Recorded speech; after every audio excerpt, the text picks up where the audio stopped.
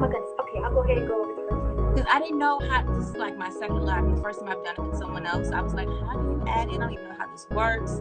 So, but yeah, thanks for doing this.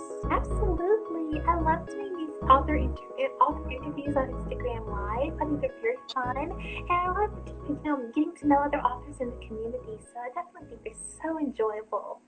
Okay, cool. Yes, well, thank you for coming on. And yes, I was on the other side, and I was like, you know what, I'm going to come over here. So we will like almost bypass each other. Yeah. Well, how are you doing today? I'm good. How are you?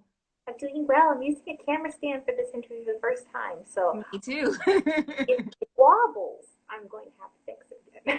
Okay, no worries. Hopefully it'll be stable.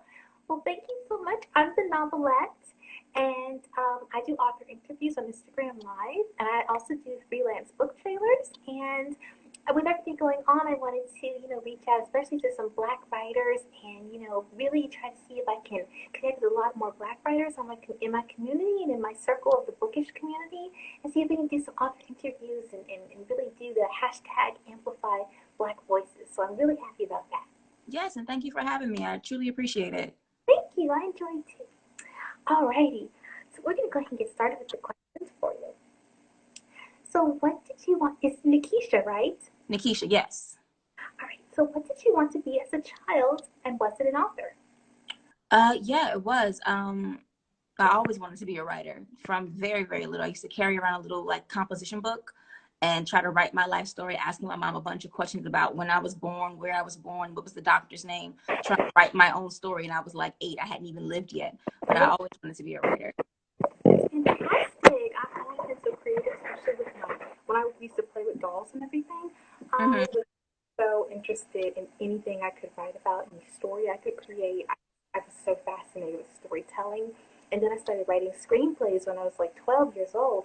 And then I graduated to writing manuscripts and novels.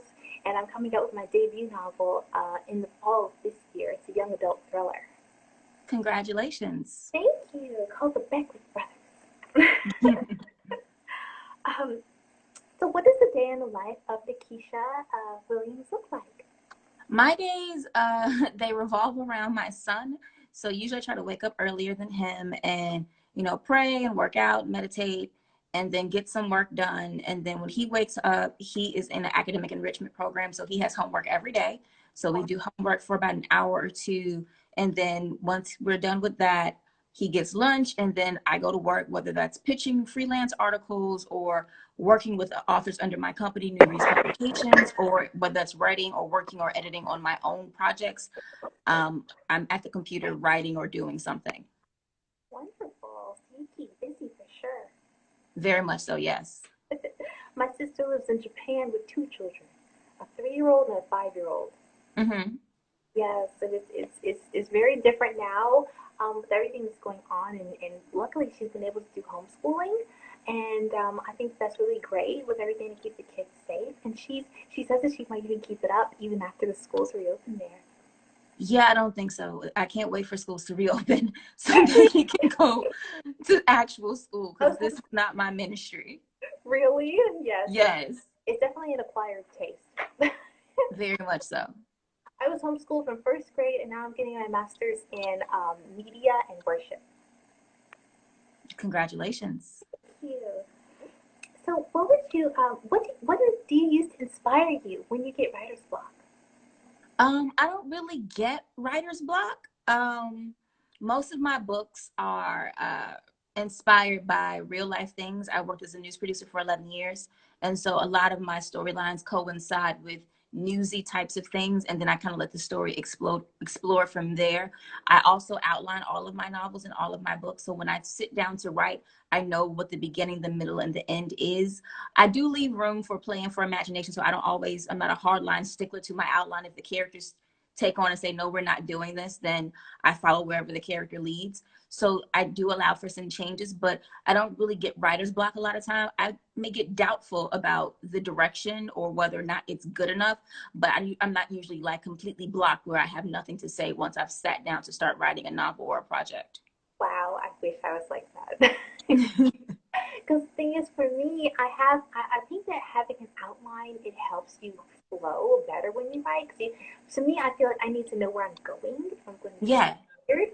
But even with an outline, I feel like sometimes I get hung up on little details, especially descriptive paragraphs.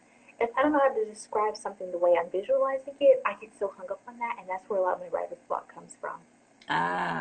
For Yeah. me, working in television for so long, especially news, you have to write to the video. So you get very good at describing what people are seeing on screen.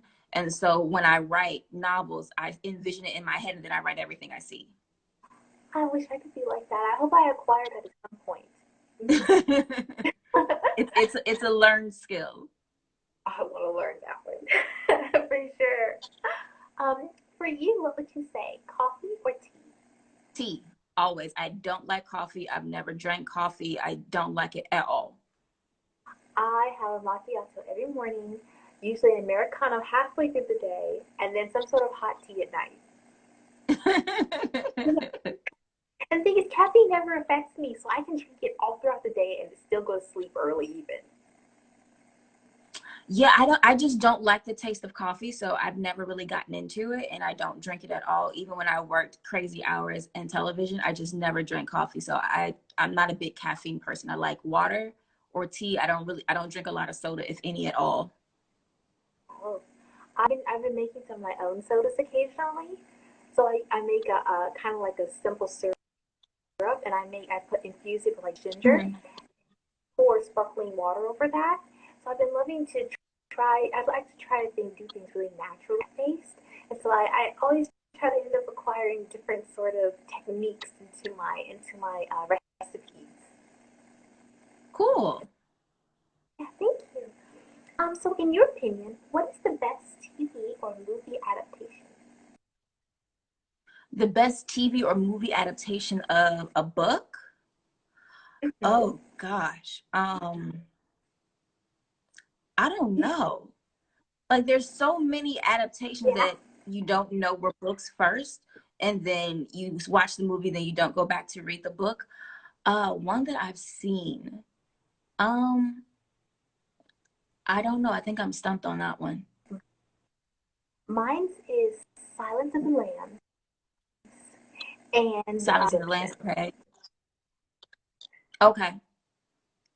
Both of those are critically acclaimed, and I have seen nor read It's either one of those.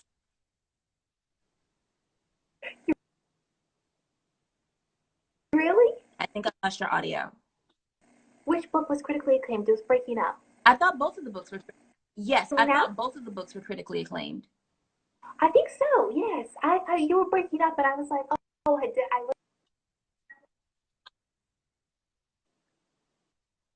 love both of those, and I love both of those movies as well. And Harry Potter also, although it's a scandal right now. Yeah, so I like and books, but I think that when they make a movie out of a book, I prefer a short. You for a what? I prefer short series over movies to make sure Okay. they get all the details after. I think they better in a short series. Yeah. Yeah. I guess maybe Um. Game of Thrones.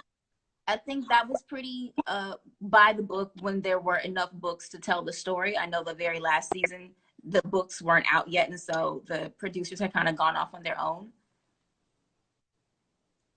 Yeah. They was terrible. At the very end. Yeah. Yeah, They ruined but like the the end of. It was an amazing story, such amazing visuals, and it's so amazing worlds and the amount of characters and divisions. and the languages, yeah. It had. It was so much to keep up with. So many, and yes, it was because of how vast it was. Yeah, I mean like the very early seasons were good. I I did not like the ending. Um I did not hate the entire final season. I definitely did not like the last episode. Um yeah. that's all I'll say about Game of Thrones. I'm done.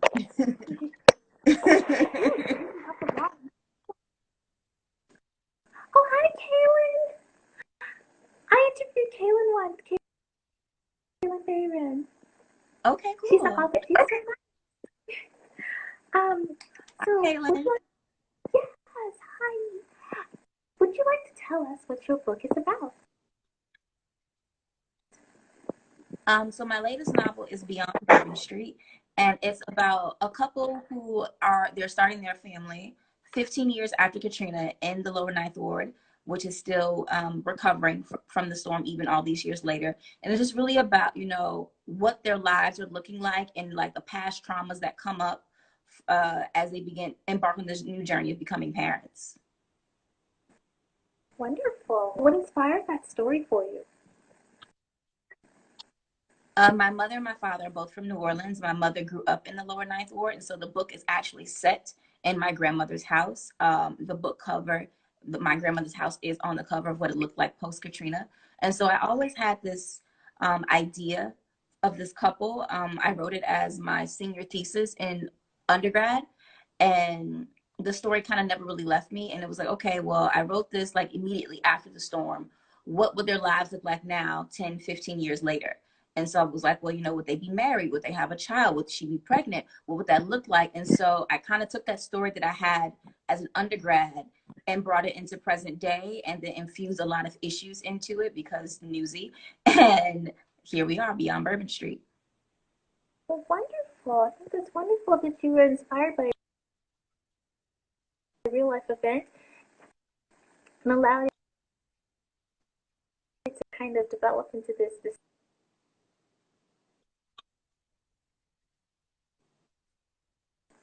Yeah. That's wonderful. So Thank when you. you plan these books, do you plan them in advance or do you let them develop kind of as you go? Before I start writing, the development process takes the place of over the course of maybe a year, maybe less. It starts with an idea, a title, a name, a conversation, a line, and then the development happens organically as I kind of think about that subject or what that person or character would be doing. I put in notes and it really develops organically. And all of those notes are kept in my phone, in my notes app. So I've got like 2 novel outlines in there that have not been written yet that I just keep adding to or going back to and reading and trying to decide, what's going to happen. And so when I sit down to write, I'm truly ready. I understand that completely. I feel like it gives me breathing space in my mind to have an outline, kind of like a map of the story. Exactly.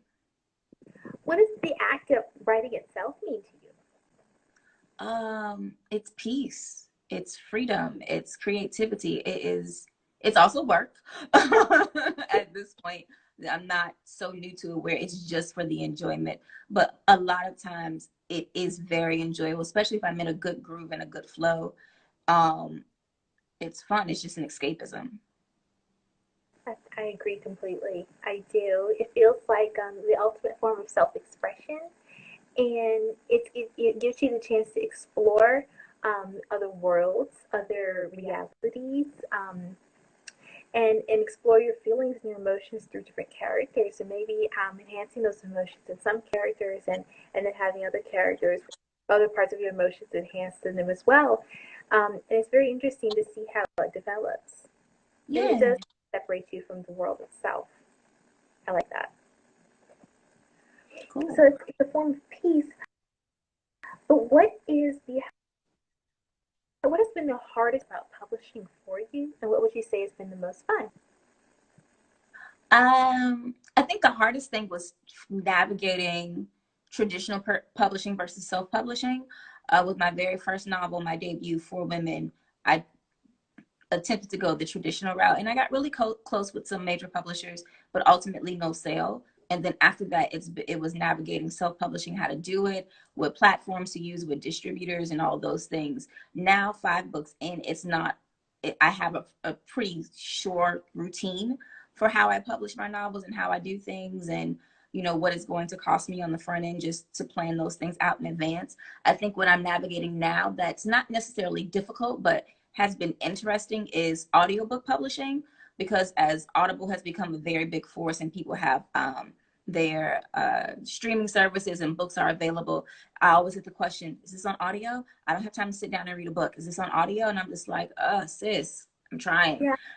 So last year I bought equipment and a microphone and everything to record. And so this year I've been recording my first two novels so that I can put them out later on this year, and then eventually have all the novels recorded so that I can put them out later as well. That's wonderful. Are you doing the recordings yourself? I'm doing the recordings myself. Oh, wonderful. I love that. I don't think I've interviewed an author that has said that before. I think that's very neat. Thank you. It's a very different experience, but again, I have a television background, so I knew someone who could mix and master my audio. I know how to edit non-linearly, so recording and cutting up the edits and making it cohesive is fine. And then I have someone who's mixing and mastering so that you get the professional quality level, so that when it goes out, it sounds like it should. It's clear and crisp. Yes. I absolutely, I love that. The furthest I've gotten with something like audio editing was the intro music to my author my YouTube channel. After I record them, I have the intro theme music and outro theme music. That's as close as I've gotten. Yeah. But I'm growing. It's not the editing.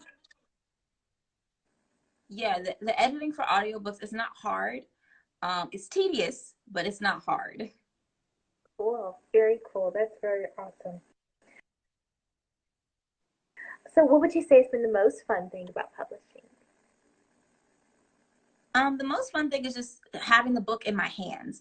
Like once the book is done and I get that first advance copy, I love that feeling. And so that's like, wow, I wrote this, I did this, I put together an actual book. And so that's been like a really great feeling. That's the most fun thing for me. I bet it is. It feels like such an accomplishment. It's like, yeah, it does. Because for so long you're looking at the computer and just staring at the blank screen or the screen with words that you're writing, and then you don't know what it's going to look like. And even though I'm involved in every process, as far as, you know, working with my designer to develop the cover, writing the words for the back cover or the inside flap, and doing all of that stuff, there's still nothing like going from seeing the flat version on the screen to actually holding the book like in your hands, and you're like, this is it. Yes, like this is a part of me. Yes, exactly. Absolutely, I understand that. So what would you say, do you have stories on the back burner that you're Do I have what? going to be writing, or that you can share with us, working on, or that you have planned, so that you can share with us? There are two novels that are in my head and in my phone. One is like Afrofuturism, and actually the first chapter will be published by an online magazine sometime this year. I actually have to write that first chapter and submit it, so wish me luck. But the story has been in my head for about like a year or two. And then there's a novel idea set in present day, not so much sci-fi or anything like that, that I wasn't sure if I was going to write it this year or next year, but I'll probably write that next year, because I've actually been contracted to write a book, a nonfiction book about profiling some culture in Louisiana. And so I'll be actually traveling to New Orleans next month to work on that project as well. So I guess I've got 3 books coming at some point. That's wonderful. Stay safe in Louisiana. I know they're having a COVID outbreak there. Yes, I am aware, but I will. Okay, that's good. That's great. So what would you say, what advice would you give to budding writers out there? To newbies. Right. That's the only advice that I can give to budding writers. No matter what you want to do, whether you want to publish a book traditionally or self-publish, if you want to freelance, just start. Start where you are, and everything else that you want will come to you. But you have to begin the work. You can't say you want to do something without putting the actual efforts and the action behind it. So just start. That's wonderful. That is right. They have to, it's like they say during Pitmad, it's always good to have a first draft instead of nothing on the page at all. Because at least when Exactly. you edit, you have something to polish, something to share, and something to make better. Yes. Um, so, what in a perfect world, what would your ultimate publishing goals be? What'd you say? World, what would your Uh, ultimate publishing goal be? in a perfect world, what would my ultimate publishing goal be? Um, How far would your books reach? What would they be turned into? What acknowledgement would they get?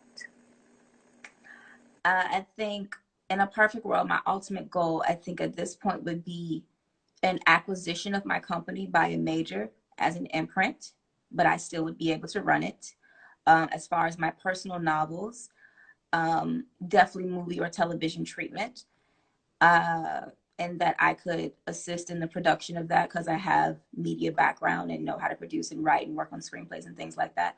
So I think that would be my ultimate goal. But yeah, an acquisition by a major of my company to be as an independent imprint, kind of like how Simon and Schuster has Atria and stuff like that, and then the movie treatment route or television treatment route for the stories themselves that I've authored. I worked as a first assistant director once in back in my hometown of Charlotte, North Carolina, on an indie film once. And that was the closest I'd really gotten to working on a movie. I worked on that one movie, but I've always wanted to produce and direct movie adaptation, and short story adaptations of my books. And I want to produce and direct them myself. It's difficult because you think about a book can be 280, 300, 400 words, but that script is only 120 pages because in every page is a minute. So you really have to condense. And I've learned from like even condensing my own work for a movie, you're cutting a lot. That's why a lot of people aren't happy with on-screen adaptations of books, and because you just don't get all the depth and the nuance that you get in a book and a movie. I understand. Yeah, because it's like so much is being cut out. I and what's been interesting, giving me interesting perspective about that is I have a screenplay called Chronicles of a Cover Up, and it's a murder mystery. And what I wanted to do was make that my first first indie film that I produced myself.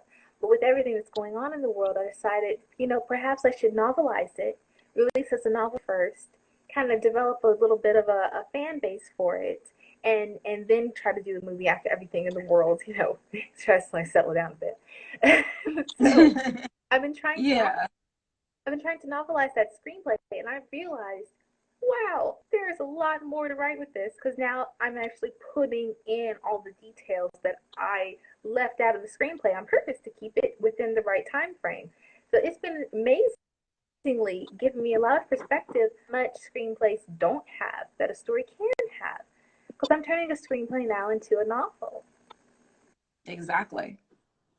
And it's been really interesting, but I'm going to try and release it as a kind of like part of the giveaway in kind of to lead up to my debut novel, kind of like a giveaway, like here, enjoy this as you then go on and buy my debut novel. So that's what I'm trying to do.